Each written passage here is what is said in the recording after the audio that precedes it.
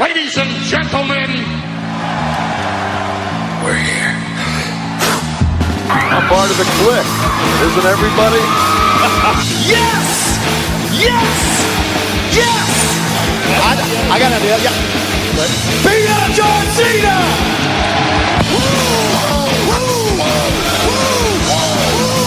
Give me a hell yeah!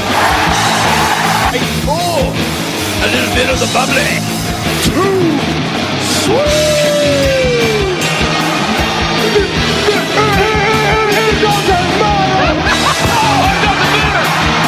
This is where the power lies!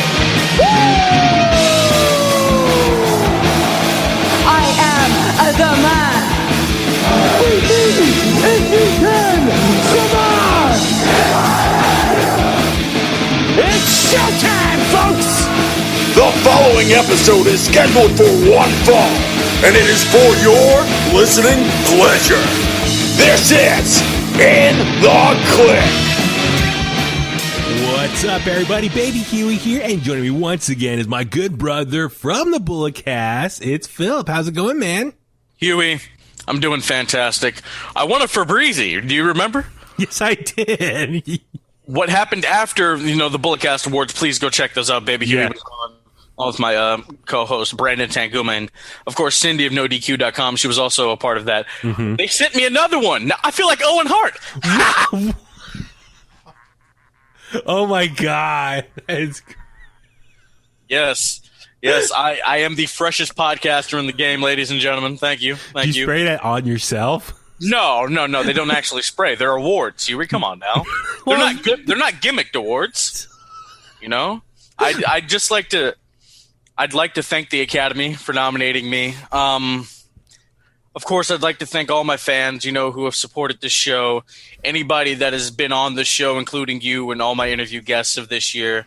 I thank you guys so much. But really, the fans who have just driven this thing for the past 3.5 years, I love you. You're beautiful. You're so beautiful. You're so wonderful. Thank you. Thank you, guys. I love it. I appreciate it. Thank you, guys. They're going on the mantle. Or I should just display them next to the Bulletcast title. My title. That's my title. Brandon's title at the moment.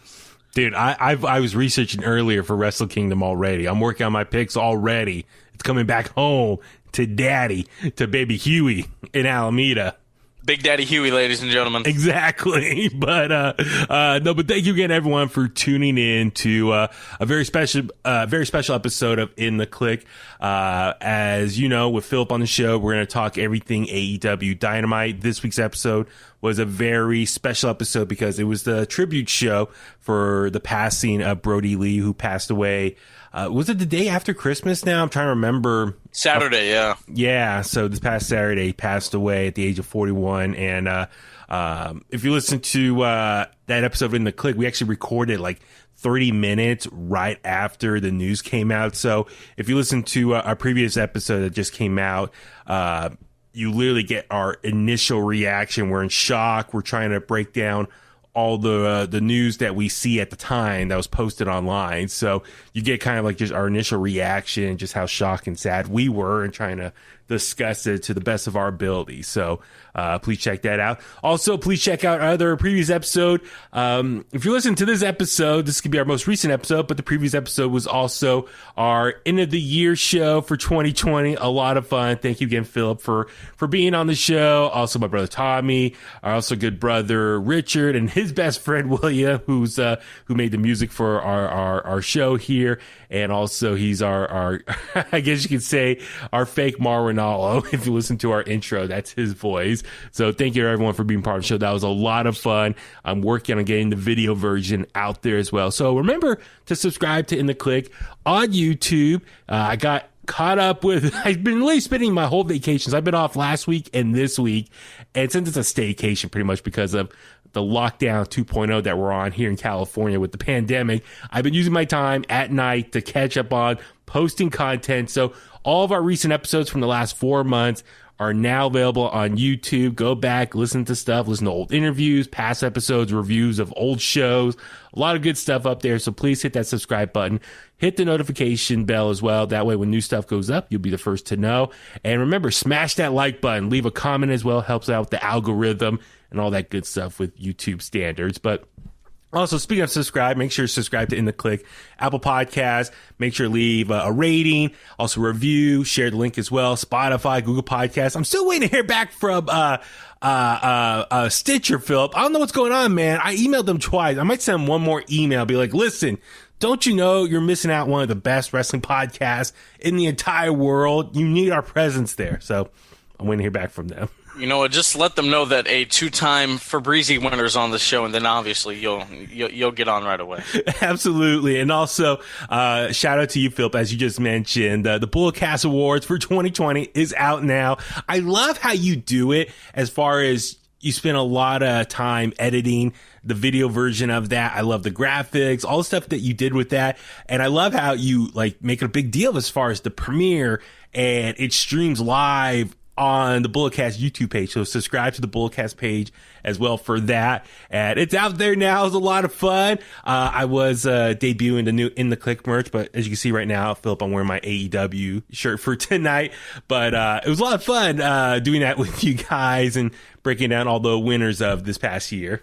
No, thanks, man. I mean, you know, the opening, I think that's really fun for me. You know, the godlike heavenly angels that you hear, and then it goes into Gold Dust theme song, which, I mean, it's awards Gold Dust theme. He's 24 carats. He's Hollywood, so it all just made sense. Yeah. No, I love it. So please watch that. I shared the link already on In The Kliq's Facebook and Twitter pages. And like I said, just subscribe to Bullcast on YouTube as well. And speaking of In The Kliq on Facebook, Twitter, Instagram, if you click the link in our bio, we have the link to our Teespring store. That's our merch store now. We got official In The Kliq merch out now. As you saw the other day, I was talking about the t-shirts. We all got t-shirts now. You could see even Philip on our Instagram page modeling his In The Kliq t-shirt. So very cool. But also other accessories and apparel are up there. I even just got this, Philip, the other day. Look at this. I got an In The Kliq mask now. So oh my God, ladies and gentlemen. You can click on his face. Yeah, so it's upside down. Is it upside down? Oh, sorry. Yeah. I'm sorry, I'm looking. Okay, I'm talking into the microphone with my mask on. There you go. Look at it, ladies and gentlemen. It's beautiful. It's on the video version as well. But absolutely glorious. And of course, can't forget. What do we got? Oh, we got the hoodie. The hoodies. The zip hoodies. Yeah, there we go. There's also just like the other hoodies where you can just, with the other hoodies you can just throw over yourself. I'm a fan of those. Really? As you can see. You go. There's the zip. This is the zip hoodie. I'm a fan of the zip hoodies. Just that way, it's easier on and off for me personally. But yeah, so we got a bunch of stuff up there, t-shirts and accessories. And if we're missing anything that you want us to have, please let me know. inthekliq@gmail.com. We can also do other colors if needed. And there's some other stuff that I'll hopefully get posting very soon. But thank you to everyone who's bought some stuff already and been help sharing and spread the word as well. That really means a lot to me, just because, Philip, as you know, I spend so much of my personal time working on this podcast. It's really a passion project. And so it just really mean a lot to me that family and friends and fans of the show can buy some merch and represent the show and, you know, just help spread the word as well. So it just would really mean a lot to me. That's something I spend a lot of time on, that people can show some support and represent. So thank you in advance for everyone who have bought stuff already, or even just shared the link. If you can't buy anything right now, just share the link. That also helps out a lot too. So okay, I think we got all the plugs out of the way and what's going on. So, as we said, this week's episode of AEW Dynamite, it's, I don't know how to kind of sum it up. There's so many emotions right now. It was a last minute show, obviously, because of the passing of Brodie Lee. So they took the two shows that they had lined up. What was it, Philip? The New Year's Bash that they're going to have this Wednesday and next Wednesday. They just bumped those up 1 week. So next Wednesday and the following Wednesday are going to be the New Year Bash shows and all those matches that they had scheduled for those 2 nights with Snoop Dogg and Jericho doing commentary and all that stuff. So tonight's episode was the Brodie Lee tribute show. I'll just start with you, man. Just kind of, what was your initial takeaway? Just your thoughts about just the overall show presentation. It was sad, man. Looking at it with the armbands and everything, and WWE they always do like the 10 bell salute when somebody dies. They stand out on the stage. It reminded me of Eddie, man. It really did. Yeah. Because I remember that day very, very fondly. Yeah. It was just sad, and then at the end, his son and the boots, and I'm like, oh my god. Yeah, it's been a while. I mean, I'm trying to think in the last 20 years, let's say, when an active wrestler that works for one of the big wrestling companies passes away. It's very rare. And so, as you said, Eddie Guerrero comes to mind, Owen Hart, that other guy who I won't say his name right now, but he passed away under different circumstances. So, like I said, we don't want to get into that, but it's really rare where someone who's an active wrestler working for one of the major companies and been as successful and as well known, like Brodie Lee, like I said, passing away. So when news came out that he passed away, it was a really big deal in the entire wrestling community. Fans, family, and friends, everyone was posting. And it's just really cool to see how well loved Brodie Lee was. And just on social media, WWE superstars, AEW superstars or stars, wrestlers, and other wrestlers from other promotions posting their photos and experiences of their relationship with Brodie Lee, and just very touching memories being shared. And it just shows how well loved he was. He was a guy that was all about the business and helping each other out and just make everyone a better person, but also how much of a family man he was and how much he loved his wife and his two boys. And when he wasn't on the road working, he wanted to be home with them. So just obviously it's very sad, but also just shows how remarkable a person he was. So I'm with you, man. It was a very touching episode. Absolutely, man. Speaking of the fatherhood thing, in Mox's promo tonight, he talked about, how Brodie would tell him, man, being a dad's great, you're going to love it. And Mox is like, oh, fatherhood's not for me. And then, he's going to be expecting within the new year. Yeah. So, I don't know, maybe some of those traits that Brodie had talked about fatherhood with Mox, maybe they'll rub off on him when he's parenting his own child. Absolutely. So it's a lot to break down here. We'll go through the matches and some of the other segments that was shown on this show. So something I just want to touch on real quick. So obviously Brodie Lee has been with AEW at this point, for almost 9 months, a little over 9 months when he debuted back in March. Yeah, if we look at his action, from March to October, it was only 7 months in the ring. Oh, yeah, I'm sorry. Yeah, he hasn't been on TV the last couple of months because that's when he got sick. So 7 months of work with AEW. Hey, like Jericho said in his promo tonight, in a short amount of time, he showed the world what he could do, being in main event storylines. And, when he was the TNT champion, it elevated not just himself, but the Dark Order and the title, and he was only champion for 5 weeks. That's impressive too. Not many people can do that with a championship in a short amount of time. Let's put that out there. Yeah, I mean that's something we can reflect on real quick. Is his time in AEW, as far as I think he was able to show sides of him that he didn't get to do before in WWE. Now listen, he was very successful in WWE, former Intercontinental Champion, a tag team champion, part of a very popular faction, got to wrestle all over the world, and had a pretty fun gimmick, and had moments with John Cena and other big name wrestlers. So he was on Raw and SmackDown, so he was on very much a big stage, WrestleMania. So as under the WWE umbrella, he was on the largest stage that every wrestler I think wants to be on at some point. And so when he came over to AEW, though, he was able to show sides of him that we couldn't see before. I think in WWE, there was kind of a limit, and he talked about this on his Talk is Jericho episode with Chris Jericho earlier this year. It's just about some of the limitations that the company WWE saw in him, and he was just kind of labeled or a little one-dimensional as far as what creatively they had for him, and just the limits that they had and other things he wanted to do. He wanted to talk on the mic. He wanted to do other stuff, but he couldn't. That was just the nature of the creative at the time. So with AEW coming over here, he was able to show how charismatic he was on the microphone, but also on being the elite.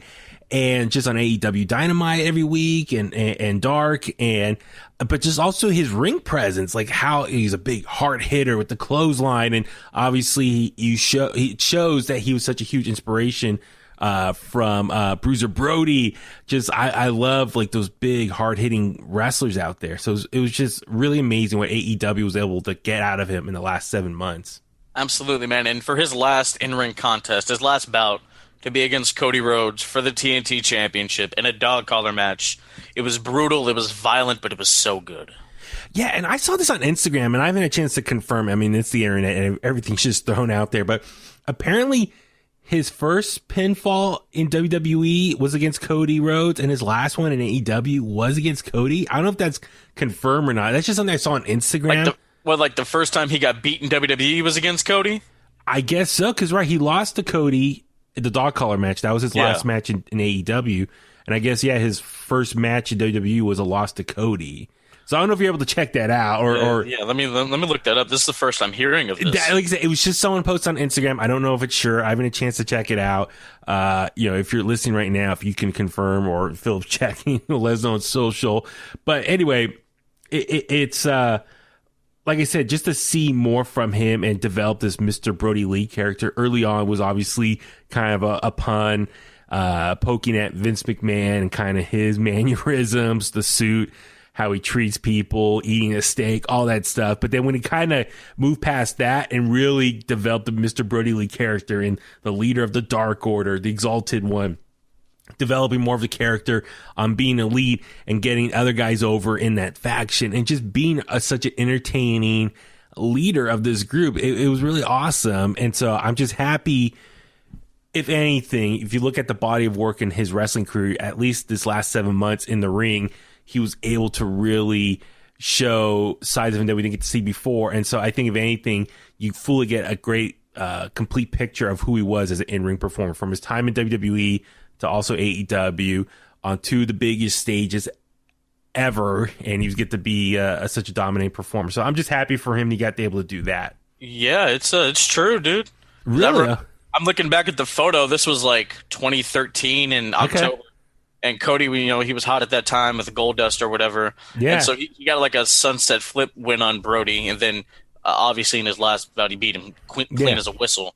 But that's cool, dude. Yeah, kind of just eerie to think about that. Like, wow, just the coincidence there. Like his first big television match, Cody beat him, and then his last match ever, was on a major network, and Cody got him too. That's eerie. Yeah. But in wrestling, it just kind of works out like that.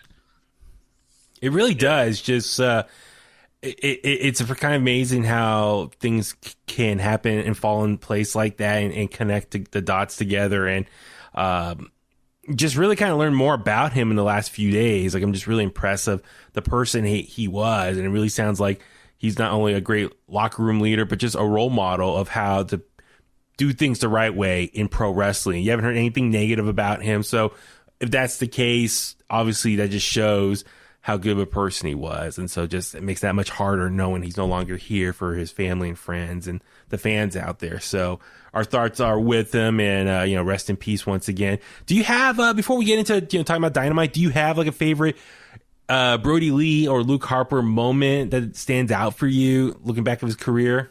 Remember when he beat Dolph for the Intercontinental Championship? That was a big deal for him. I mean, he only had it for like a month and a half or something. Yeah, not that long. He had that badass ladder match with Dolph at TLC 2014. Yeah, and that's the other thing too. Is I think at the time a lot of people just saw him as just a tag team specialist with Eric Rowan under the Wyatt family, and then later with the Bludgeon Brothers. But for him to get a nice singles push, that was great. And I always thought, like, I was watching him, and I remember telling my brother, be like, because we love Bruiser Brodie, and be like, dude, WWE should unleash him. Like, eventually, if the Wyatt family dissolves and breaks up, unleash him, repackage him as this generation's Bruiser Brodie. And we never really got to see that, though.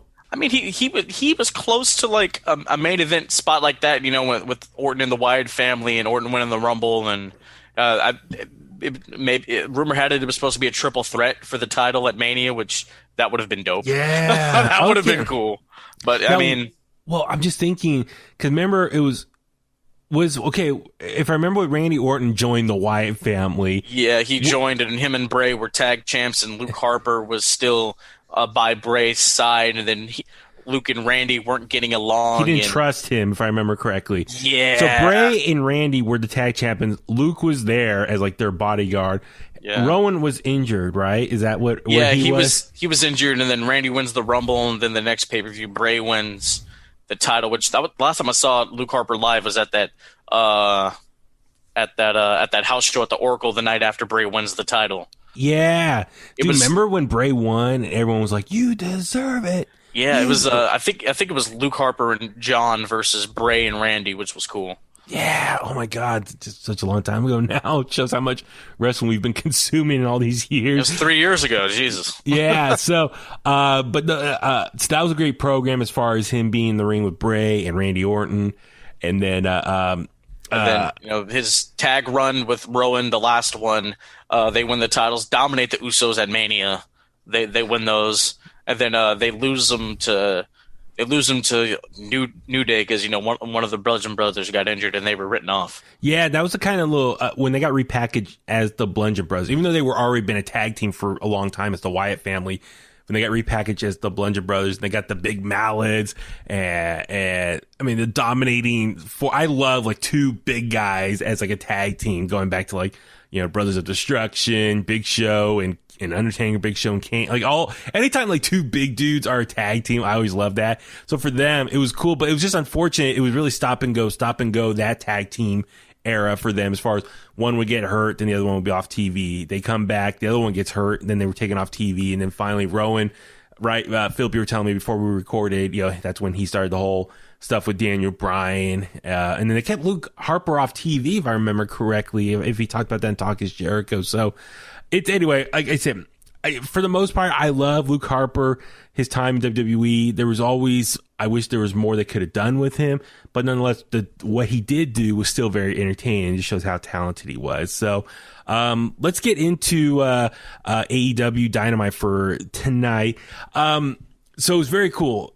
They started the show off. The entire AEW roster is on their stage, the entryway there, the ramp, and they begin a 10-bell salute.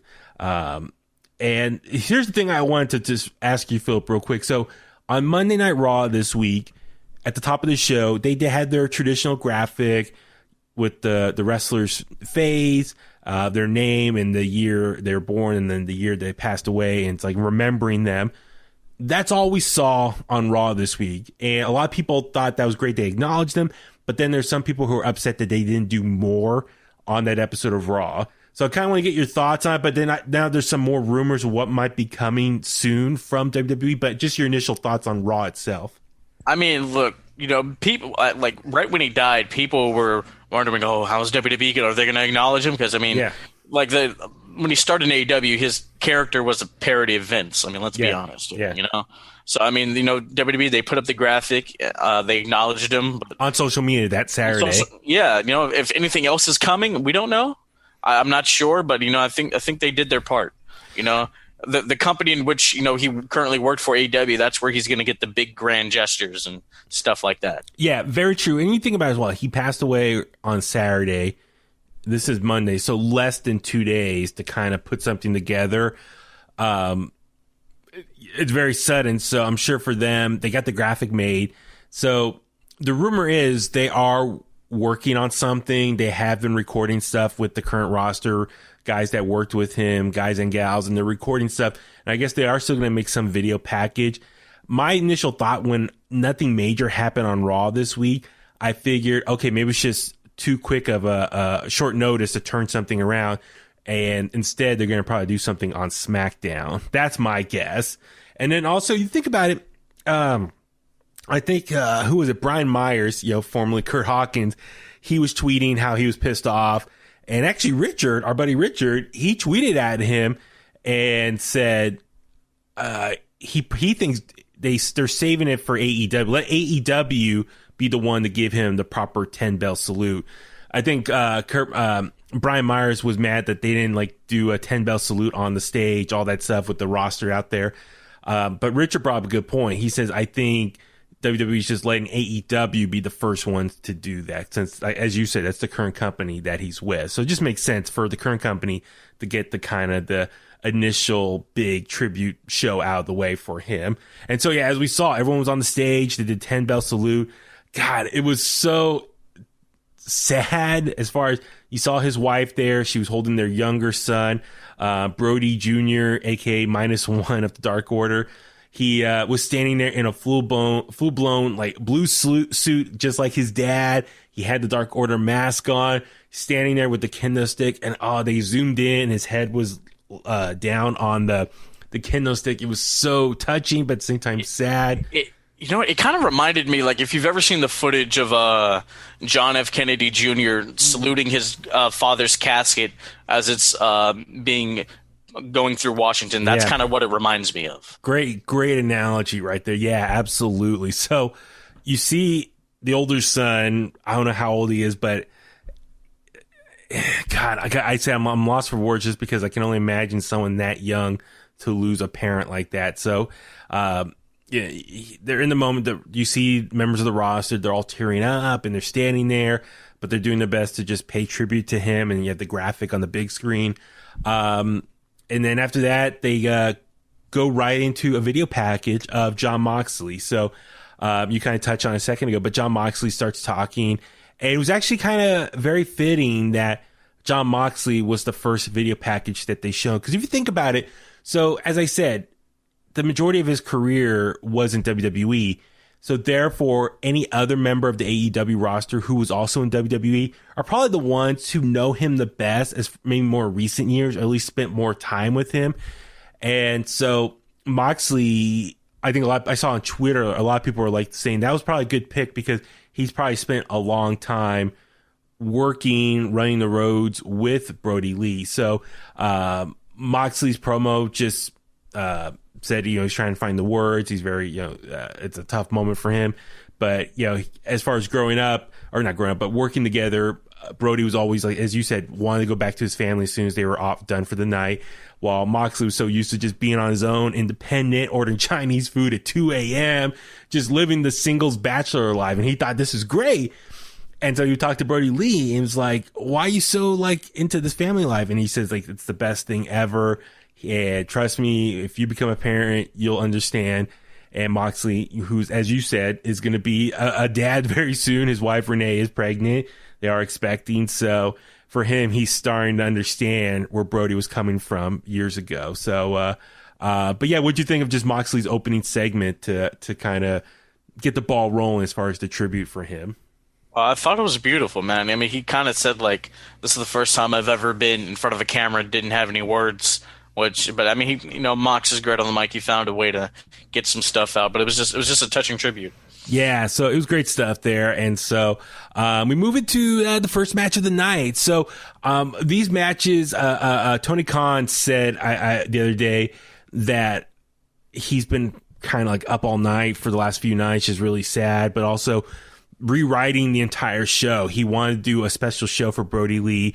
And so he had his son help Brodie Lee Jr. pick out some of the matches, especially the main event here. And so it was the entire Dark Order, well represented in every match tonight. I thought that was cool as far as paying tribute to Brodie Lee's faction, giving all these people time to shine on TV. So the opening match was the AEW World Tag Team Champions, the Young Bucks, and Colt Cabana taking on Private Party and Matt Hardy. So, listen, I mean, all these people, except for Private Party, who are younger, but everyone else here, total veterans, kicked off the show. I mean, it was, Young Bucks, to their credit, they're the kings of, I think, like the opening match as far as getting the crowd energy up and going, high flying. But yeah, what'd you think of the opening match here? Speaking of crowd, they said this is the largest crowd they've had in Jacksonville since the pandemic. Wow. Yeah, so it's cool that they all got to be there for that. And kudos. You heard it. You got to hear it tonight. It was loud. Kudos to TK and just everybody at AEW to put this together on such short notice. Like that's love. That's love for their fallen comrade. I mean, it was a great opening match. Nick did what he does best. He's the king of the hot tag now. Yeah, exactly. And then Colt Cabana, he could really feel it. Everybody did the claw thing, throwing it up for Brodie representing the Dark Order, and he Colt wins with his Superman pin. It was just a feel good moment to open up the show. Yeah, Colt Cabana was on it tonight. Like he's had that extra burst of energy. He came in, was doing like the elbows on everyone, and you could tell he was going extra hard tonight in honor of his fallen brother. I do want to acknowledge it was very cool. So Brodie Lee Jr. So after we saw him on the stage, he was sitting ringside the whole night. Had the mask on, wearing the suit. You just saw his eyes the majority of the night, except for one moment, which we'll get into later. But he was just in awe watching the entire show. Like, God, he's going to be a wrestler. You just feel like he's going to be a wrestler very soon. When he gets old enough, turn 18, he's going to be a wrestler. I checked that he's 8 years old right now, so in 10 years, they signed him. Yeah, I saw that too. AEW officially signed him. Yeah, so, 2030, we could see Brodie Lee Jr. in that thing. So, I guess in a way, we can speculate AEW will be around for 10 more years. Oh, absolutely. That's good. Absolutely. No, so that's why the rest of the wrestling universe out there, please keep supporting AEW so that way they can stick around for a very long time. So, but yeah, Brodie Lee Jr. was outside, ringside, sitting there, had the kendo stick, and got to use that later on tonight. And so we'll get into that. So, it was very cool. Great match. And then, Colt Cabana with the Superman pin. That was great. He was emotional. He was tearing up. And that was the thing. It's just, there was a lot of great moments where it made you love wrestling, but at the same time, just the emotions and just remembering why we're doing all this, or they're all doing this, I should say, in honor of Brodie Lee. So it's just such an emotional roller coaster throughout this whole night. So after the match, though, we see the Acclaim come out, and they're trying to, talk a little S. But SCU comes out very quickly, beats them up. So it was very interesting. So like I said, this was a last minute show, obviously put together. So I was like, I wonder how much of these matches are just going to be one-offs, special like exhibition matches, or how much storytelling are they going to still try to tell to push their current storylines moving along. And so the Acclaim, as we know, they've been a thorn in the Young Bucks side. So they still came out and we're trying to talk S to them. SCU comes out and beats them up. And so we'll see how that storyline's going to play out in the tag team division. Next up, we saw Darby Allin, cut a video, talking about, Brodie Lee, just how when he joined AEW, that was someone he wanted to wrestle. Did he ever get to wrestle him? I don't think he did. Or Brodie get to wrestle who? Darby Allin. No, he didn't. He didn't. He said he never did. That was just one thing he wished he did. They never got that opportunity. Which, I mean, if Cody didn't win the dog collar match, Brodie would have dropped it to Darby. But Brodie went to the hospital in late October, so that really wouldn't have worked out. Yeah, so it's just kind of unfortunate, just of the other different possible matchups Brodie would have had down the road with other members of the AEW roster. But great words here from Darby, though, just acknowledging, because he's one of the younger guys on the roster, and how Brodie had a big presence in the locker room, all that stuff. So yeah, no, that it was still great to hear from him, and it was cool. It was the black and white video. Next up was Eddie Kingston, along with the Butcher and the Blade, taking on Lance Archer, who's also joined by Jake the Snake, and Evil Uno and Stu Grayson of the Dark Order.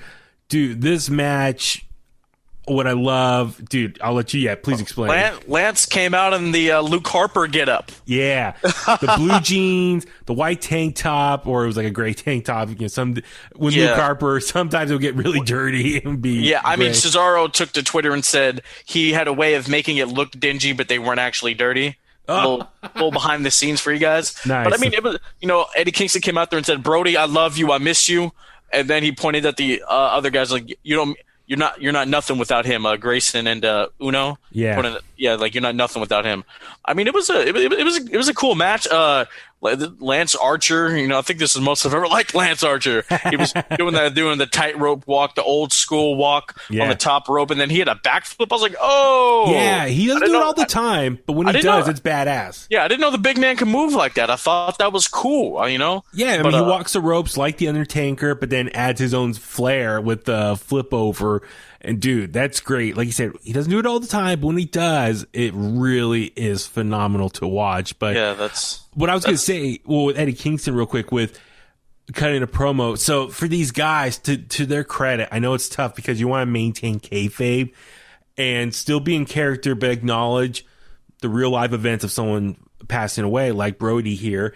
But so like Eddie Kingston saying he loved him. Obviously, they probably grew up, or not grew up, but, you know, crossed paths many times in the wrestling scene up in the New York area, Northeast area. So he acknowledged him, but then he goes back into kayfabe promo mode. So that's what was kind of interesting to watch, that dynamic throughout the rest of this show. But I even popped when Stu Grayson did the Brodie slam, grabbed him, slammed him, and then, you know, did his pose as well. So all these little Easter eggs throughout the night was great to watch. Absolutely, man. You know, for tonight, like the win-loss records, kayfabe, all that could have been thrown out the window. It's fine, you know? Yeah. It's a celebration of life. What I really popped for was at the end, you know, after Archer and Grayson and Uno win, Brodie Lee credited Jake Roberts as being one of his biggest influences. Really? And, you know, that's where he started doing the short arm clothesline, because Jake invented it along with the DDT. He invented the short arm clothesline, and Jake did one tonight in honor of Brodie. That was cool. That was cool. Yeah. When Jake the Snake did when Jake got in there, I was like, is he going to DDT someone? But I was like, I don't know. You know, Jake at his older age and stuff. I don't know if he could do a DDT properly and fall on his back. That might not. So the next best option was that clothesline. So when he did that, I was like, oh, that's awesome. So it's just great. Everyone stepping up and doing little Easter egg stuff. That was so cool. Yeah, man. I mean, it's like, it's somebody you idolized as a kid, you know, paying tribute to you. That's dope. That's awesome. Absolutely. So no, that was very cool to see that. And like I said, just how emotional everyone was still. I mean, it was tough. I mean, just watching each match, and after the match is over, everyone's like tearing up in support of each other. So next up, it was Inner Circle, MJF along with Santana Ortiz taking on Hangman Adam Page along with Dark Order's John Silver and Alex Reynolds. This one I was looking forward to just because Silver and Reynolds have become very popular with being the Elite, and their relationship with Brodie Lee.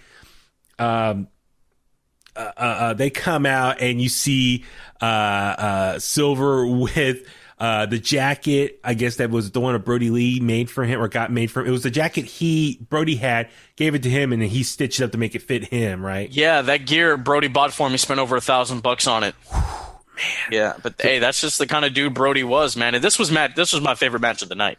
Yeah. So Silver had the same outfit like Brodie as well. And JR said, "Oh, it looks like a truck driver or a farmer." But you know, Chris Jericho, I love Chris Jericho on commentary. He was on commentary all night. Very funny. And obviously he started speaking up because the Inner Circle, that's his faction. So he's very much trying to be supportive of MJF and the other guys, Santana Ortiz, but still, you know, acknowledge Brodie and all that stuff. So the back and forth was a lot of fun. So it's and Hangman, as we've seen in recent storylines, post the falling out with Kenny Omega, he's been very lost, trying to find himself. And Dark Order has been trying to recruit him to join their team, which is great. A great storyline for him to fall into. Very similar to like what Colt Cabana was walking around aimlessly. So all three of them teamed up. Great match here. So probably the highlight. MJF earlier in the night walked to ringside, was talking crap to Brodie Jr. And, you know, I just love, you know, for kayfabe's sake, he's still being himself, but also everyone in attendance was acknowledging Brodie Jr., so making Brodie Jr. a part of the show. And then later on, MJF is outside the ring. He grabs the mask off Brodie Jr., rips it off, and then Brodie Jr. takes the kendo stick and hits MJF in the head, knocks him out. Great moment right there. Hey, MJF is the last true heel. Yes, absolutely.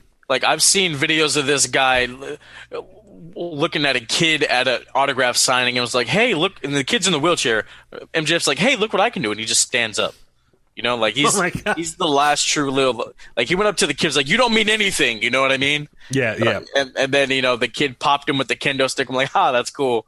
And John Silver, Johnny Hungry, wins with the discus lariat. I thought it was great. Yeah, great spot there. Afterwards, Inner Circle starts beating him up.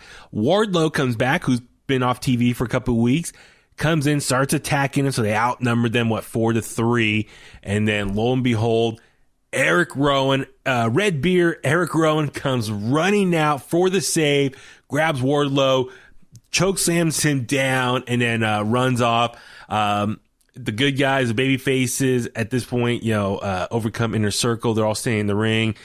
Silver and Reynolds are tearing up. I mean, Silver, he was laying on the mat, like head down, like fists into the mat, and was just tearing up, crying. And the guys are all surrounding him, trying to help him up. Because you really think about it, being the Elite, as far as the Dark Order getting over, it was mostly because of Brodie Lee and his relationship on screen with Silver, the back and forth dynamic. Because Silver and Reynolds are supposed to be the recruiters for the Dark Order, so every episode they're going around trying to get people to join, and so and they're always like failing, and so Brodie Lee, always yells at them. Also, at the beginning of the match, they both, Silver and Reynolds, reach into their pockets, take rolls of paper out, and throws it at Santana and Ortiz. That's what Brodie Lee does to them all the time on Being Elite. So great, like, just Easter egg there. Oh, so good. Such a great spot right there. And like I said, Brodie Jr. getting involved, hit the kendo stick to MJF, and then he puts the mask back on. But for Eric Rowan comes out and has the sign with a message to Brodie Lee, and he's pointing to the sky. So, yeah, what'd you think of just Eric Rowan's involvement in this match? And I don't know, was this a one-time thing? They haven't said anything if he's officially AEW, is he? It might have been a one-time thing. Dude, look, I've been very vocal about how I wasn't a fan of Eric Rowan when he was in WWE. I popped when he showed up. I was like, oh! And then he had the sign after the match was over. I forget, like, what, this isn't goodbye, or this isn't goodbye forever. I'll see you down the road, brother. Something like that. It was just very touching and warm, and I loved it, man. Yeah, so it was great. So I'm not sure what Eric Rowan's future holds. I know he was doing stuff on Primetime Live, and he was just kind of doing some spots here and there. If he could join AEW, it'd be cool. As far as another top star coming to AEW, but I'm not sure what he wants to do with his career, or what's up for, or what's next for him. So Eric held up that sign. Next up was, let me just look at the list here. Oh, so it was Anna Jay and Tay Conti, taking on Britt Baker and Penelope Ford, and Kip Sabian and Miro came out, and also with Rebel. So, this match here, dude, Anna Jay, I know she hasn't been wrestling too long. I thought she looked pretty good in this match. I thought the intensity was there. I know she was very emotional. She had the number 99, her number, the Dark Order, painted on her face. I thought she looked really great tonight. How about you?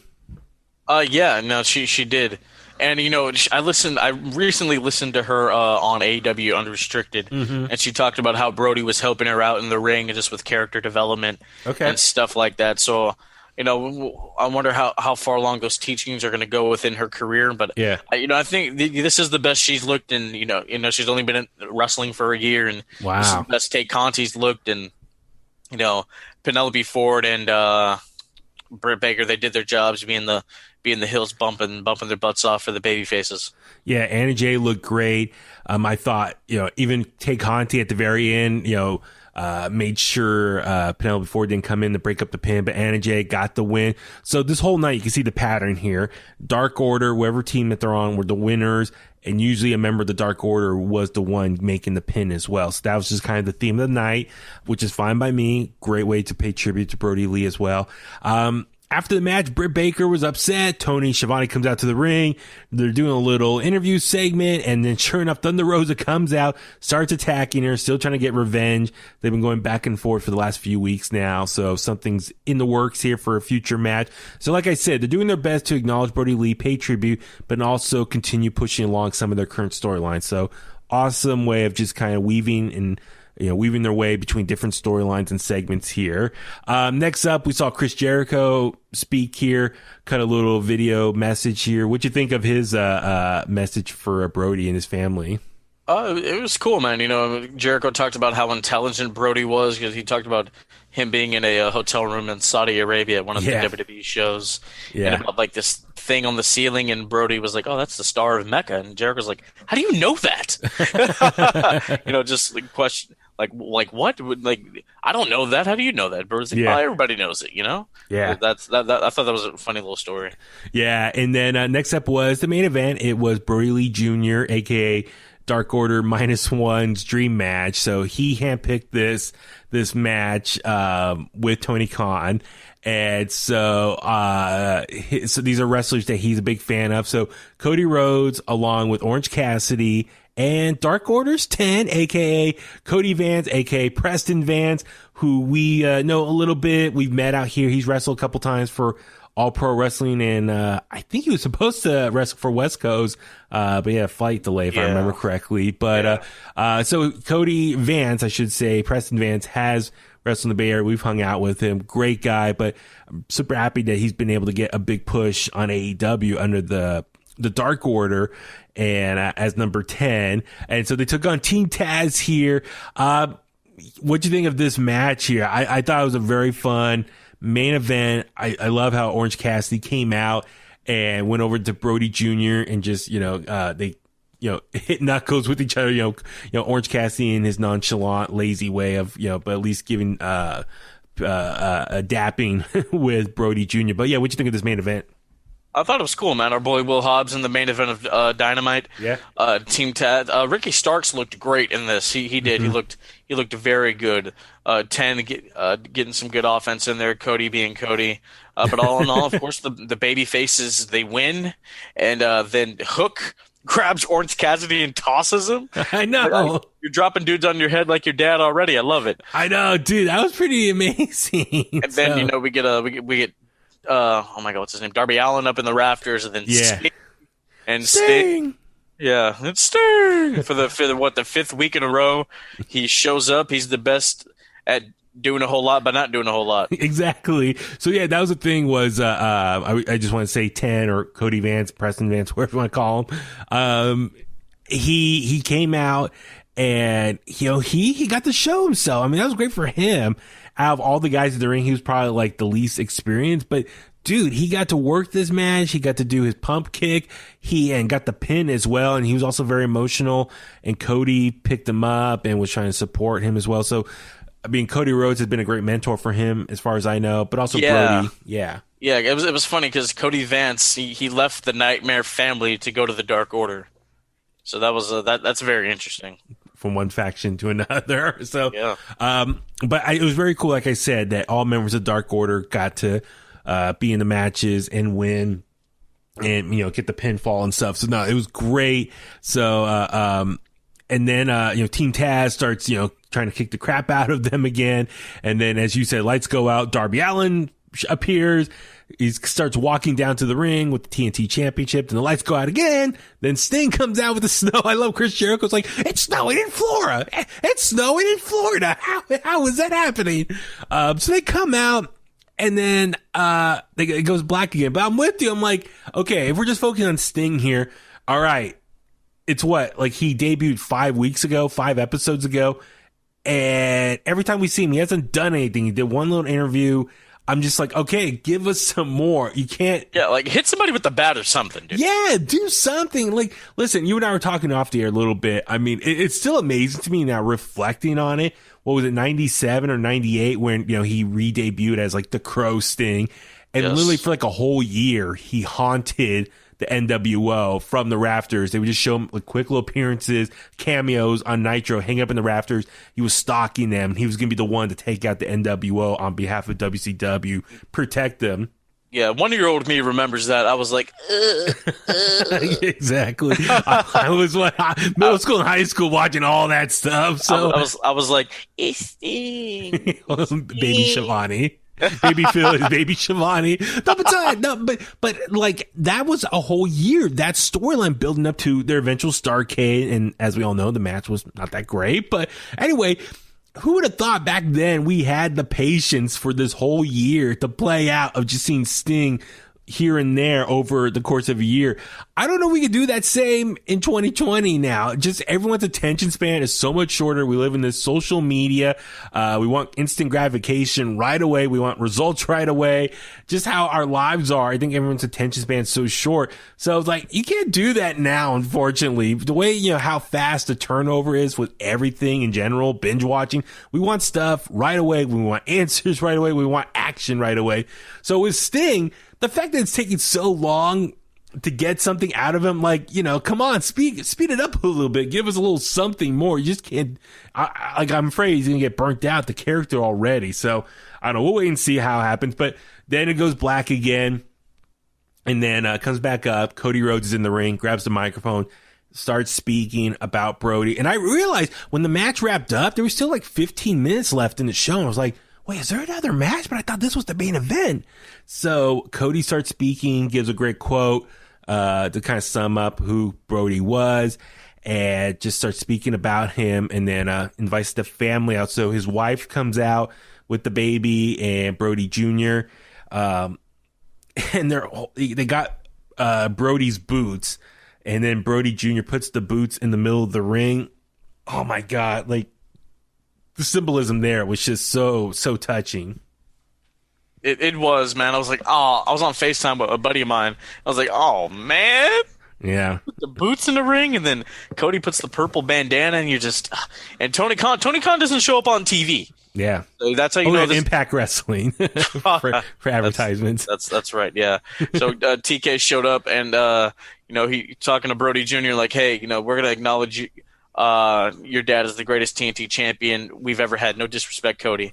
He's like, none taken. But yeah. And they're going to be getting rumor has it they're going to be getting a new design for the TNT championship. They're going to retire the current version in honor of Brodie, which I mean, that's a class act move. Most companies, I don't think any company's ever done that. Like instantly change something like that. So apparently Tony Schiavone, who does like the post show, AEW Dynamite post show on YouTube, he said that supposedly that they're gonna get a new design. So that's cool because Tony Khan gave the TNT title to Brodie Jr. So maybe that's the title his dad had, and he's gonna let him keep that.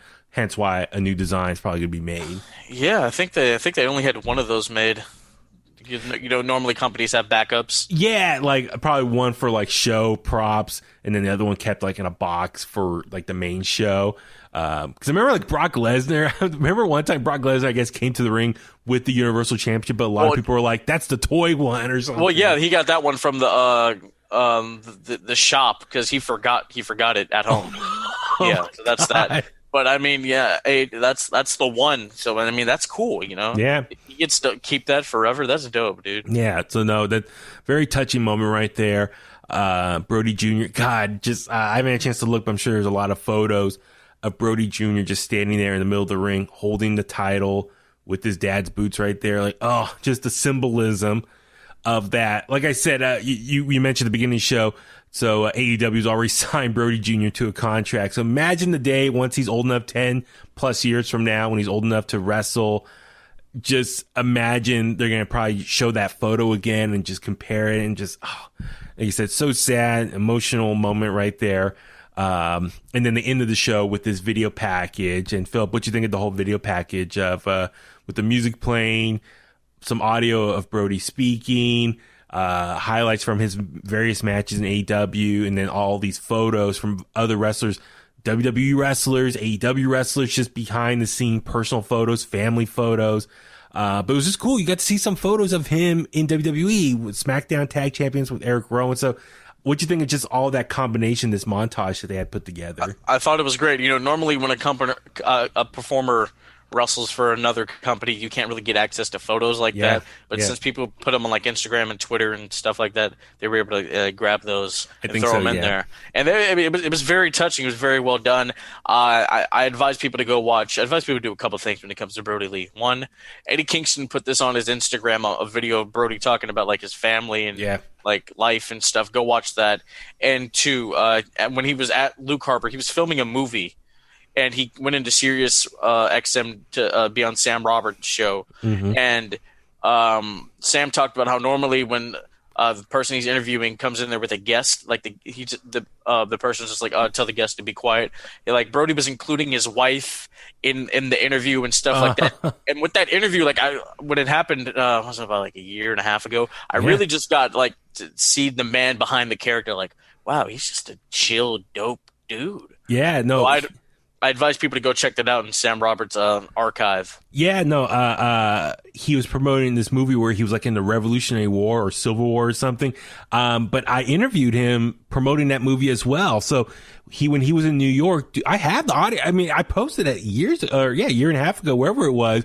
He was in New York doing press. So when he went to Sirius XM, but he also was doing phone interviews.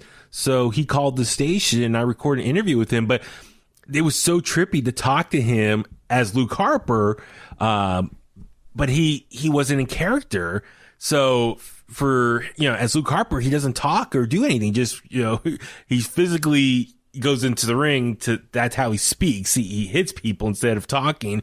So to talk to him normal, it was pretty trippy. And the director of the movie was also on the line. So to talk to him and the director, that was really just fun conversation there. But yeah, I recorded, Luke Harper, Brodie Lee, John Huber, however you want to acknowledge him. But no, I recorded that interview. I have to go find that, maybe try to repost that on In The Kliq social channels. But anyway, that interview, that whole time period, he was in New York doing all that press. So I know exactly what you're talking about as far as him doing press for a movie and just to be himself. So that was very cool to see that side of him. So yeah, man, just a great way to end that episode of Dynamite. As far as the tribute to Brodie Lee, that video package was beautiful. I'll have to reshare it as well. Absolutely, and Brodie Lee just set a new record.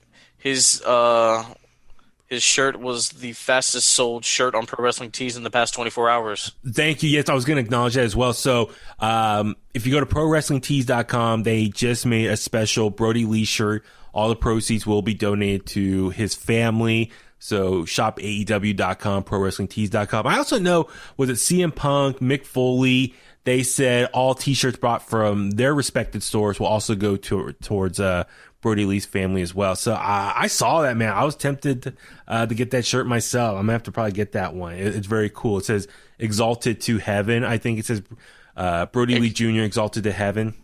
Brodie Lee Exalted in Heaven, 1979 to 2020. Yeah, so that's cool, dude. Pick that up, man. That's awesome stuff. So, man, yeah, I don't know what else to say at this point. Just, it's just extremely sad and heartbreaking that he's no longer with us, Brodie Lee. But our thoughts and prayers are with his family and friends and fans at this time. And yeah, Philip, is there anything else you want to acknowledge from this show as well? I mean, it was just beautiful, man. It was a great tribute to Brodie Lee. May he rest in peace.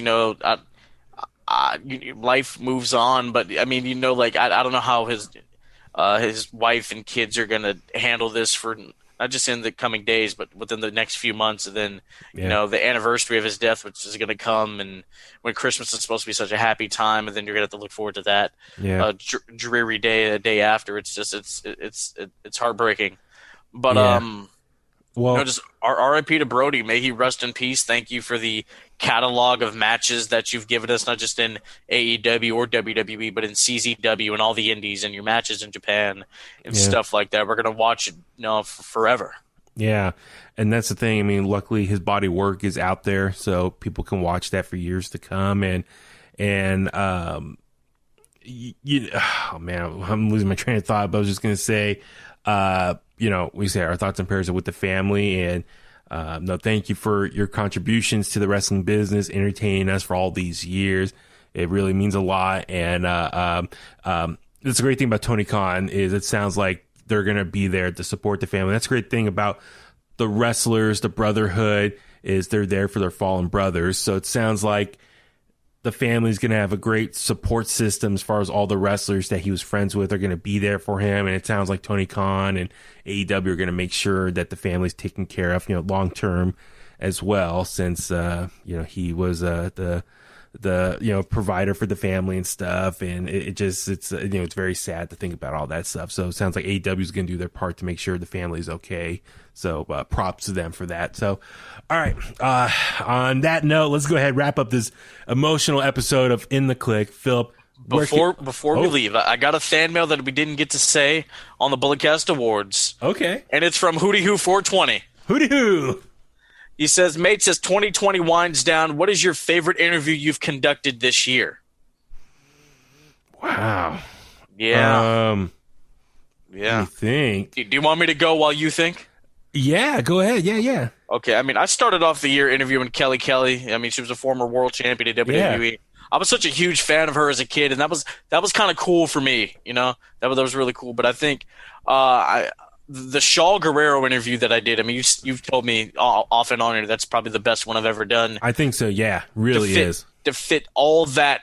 Like her journey from like her father dying up until now. That's 15 years worth of stuff, and we fit that into 30 minutes. I think that was really cool for me personally. Just for me to tell her how much her father meant to me, and he's the reason. Like, if it wasn't for Eddie Guerrero, I wouldn't be sitting here doing this podcast with you. Yeah, it's just that simple, Yeah, I mean that's something I think I told you already. But as far as I know, she's done other interviews, much longer form interviews. But I really think that 30 minutes was action packed, jam packed. You cover all the major topics from her life, from her wrestling career, her family, that I think people want to hear. You know what I mean? So you gave us the meat and potatoes. So you talked about her personal life, what she's been up to, her wrestling career, her family, Eddie Guerrero, stuff with WWE. You covered all the major topics, and that's kind of crucial. I think a lot of people, the average maybe fan who knows maybe just the bare minimum, that's what they want to hear. So kudos to you for doing that interview. Like I said, it's one of your best. Thank you, man. Just kind of looking back through my catalog, I did a collage today. Yeah. You're in there, Jimbo's in there, and like interviewing friends, and I just want people to get to tell their stories, man. That's really cool for me. I mean, West Coast Design, he does a great work out here. Wanted him. Santana Jackson, I mean, he didn't sound like Michael Jackson, but just like when I'm doing the interview, I'm kind of thinking in my mind like, yo, this is eerie because the makeup's spot on or whatever. But I mean, yeah, just like in Chris Van Vliet coming back on, that was cool. I love getting for people to tell their stories. That's the purpose of my interviews. Yeah, absolutely. I mean, for me, I marked out super hard to talk to Drew McIntyre, WWE champion Drew McIntyre. And so I was lucky, it was 4 times this year as far as right before the Royal Rumble, right before WrestleMania, right before Hell in a Cell, and right before TLC. And really, it's interesting if you listen to all 4 parts, they're at different points in his career. The one right before Royal Rumbles, before he even won the Royal Rumble and won his first WWE championship before the road to WrestleMania. The one right before WrestleMania, it's coming off the heels of winning the Rumble, but also the beginning of the pandemic and before he won the championship. And then Hell in a Cell was, 6 months later. He's been champion for this whole period of time, and you got to see really how awesome of a WWE champion he is and represented for the company. And then TLC is the wrapping up of the year, winning back the championship again after losing to Randy Orton. So really, it's a great summary of his career or his time in 2020 as a whole. And like, I kind of want to maybe put it all together as one big interview. If you put it together, it's probably close to like almost like a 40-minute interview, all 4 parts put together. So I don't know, maybe for fun, put all 4 together and it's like one big collage of Drew McIntyre's 2020. So, but yeah, no, like I said, I super lucky to talk to other people in WWE, over the last few months as well. I was trying to think of who else. I was like looking. It was really cool to talk to Alex Hammerstone. That's someone I've been a really big fan of. You and I have seen him in person as the West Coast Pro Wrestling Champion. So to kind of finally have a little bit of a longer form interview and kind of get to know him a little bit more and just MLW as well. Absolutely, man. Alex Hammerstone will be a part of my immediate future coming in the new year. A little hint for the people. Absolutely. So follow you. Where can all the Kliqsters find you online for you can find announcements? Me on the Twitter and the Instagram at Heel Antwine, HeelAntwine. The Bulletcast on Instagram, the Bulletcast on YouTube, Bulletcast on Twitter, Bulletcast 2 is in the number 2 sweet swet@gmail.com. Yeah, guys, this is my last podcast of 2020 with Baby Huey. For just 2020. For just 2020, I couldn't think of a better way. And I did put this on my personal Instagram, a collage of all the shows I've been on this year. Team Talks, Public Enemies, Rudo's Podcast, Wrestling War Room, City Wrestling Radio. But I've been a recurring fixture on here since June? This has been cool. This has been cool, man. I appreciate this 2020 bringing us closer together. Our friendship is really it's grown, even though we can't physically be in the same room recording this. So I appreciate you, Baby Huey. Thank you so much for this. Maybe next year you'll win a Febreze too. I was gonna say I have a Coors Banquet bottle, so I've been watching Cobra Kai. I've been binge watching the first 2 seasons on Netflix, and Johnny Lawrence, we all know him as the bad guy from the original Karate Kid movies, but He's one of the main characters in Cobra Kai, and that's all he drinks is Coors Banquet beer. So when I went to the grocery store, I got some, and my dad and I were drinking them as we were watching Cobra Kai yesterday. That's fantastic. All right, guys, this is going to be the end of the Microphone Messiah. Diamonds are forever. So is the Microphone Messiah. Hope to see you all in 2021. Happy New Year, everybody. Yes, Philip, thank you for summing it up. And honestly, I was thinking about that too, what you just said. I was, this actually was today. I was thinking about just kind of rethinking about the last year and stuff. And I was really thinking like, that's the great thing about this podcast. I think you and I really got to get closer together as friends, even though we're in a pandemic, but you and I have been talking like pretty much every week for the last 6 months and doing this show together.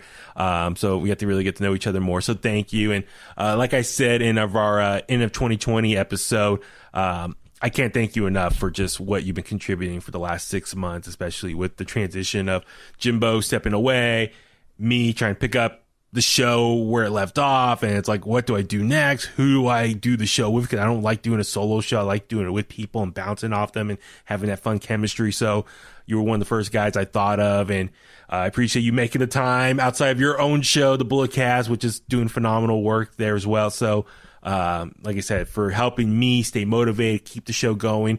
And yeah, I'm looking forward to 2021, man. I know a lot of people can't wait for 2020 in, but listen, when 2021 starts up, things are still going to be tough for a while with the pandemic still. It's not going to change overnight, but once, the vaccine gets going and more people get it and hopefully turn the tide of this pandemic and finally ending it, when things get back to normal, I hope by summertime. But yeah, keep following us along on Facebook, Twitter, Instagram, YouTube, In The Kliq. Subscribe to us on Apple Podcasts, Spotify, Google Podcasts. Still waiting on Stitcher, but I say all that because a lot more stuff is going to come in the new year.